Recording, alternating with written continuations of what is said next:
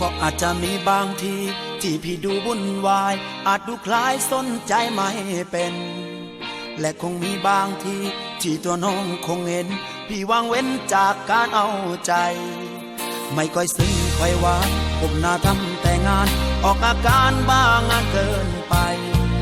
อาจจะมีบางทีที่พี่ลืมสนใจมอบดอกไม้ในวันสำคัญอยากโกรธเครื่องเรื่องเหล่านั้นเธอเท่านั้นที่สำคัญเธอคือแรงผลักดันให้พี่นั้นทำลงไปอาจดูเย็นชากับเธอปล่อยให้เธอต้องเดียวดายแต่ทำเพื่อสิ่งที่หมายเพื่อเธอนั้นได้ภูมิใจรักแล้วรักเลยน้องเอ๋ยใจเย็นเย็นให้รู้ให้เห็นสิ่งที่เป็นพี่ทำเพื่อใครทำงานหนักทุกอย่างก็เพื่อให้เธอน่ายิ้มได้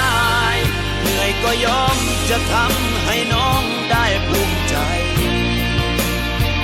เก็บมันไว้ไปขอแต่งน้องอาจจะมีบางวันไม่มีเวลาให้กันแต่พี่นั้นไม่เคยลืมไป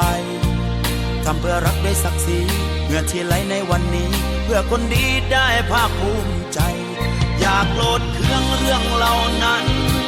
เธอเท่านั้นที่สำคัญเธอคือแรงผลักดันให้พี่นั้นทำลงไปอาจดูเย็นชากับเธอปล่อยให้เธอต้องเดียวดายแต่ทำเพื่อสิ่งที่หมายเพื่อเธอนั้นได้ภูมิใจรักแล้วรักเลยน้องเอ๋ยใจเย็นเย็นให้รู้ให้เห็นสิ่งที่เป็นพี่ทำเพื่อใครทำงานหนักทุกอย่างก็เพื่อให้เธอน่ายิ้มได้เหนื่อยก็ยอมจะทำให้น้องได้ภูมิใจเก็บมันไว้ไปขอแต่งน้อง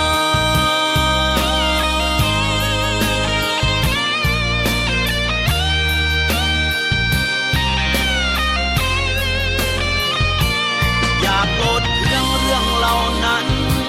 เธอเท่านั้นที่สำคัญเธอคือแรงผลักดันให้พี่นั้นทำลงไปอาจดูเย็นชากับเธอปล่อยให้เธอต้องเดียวดา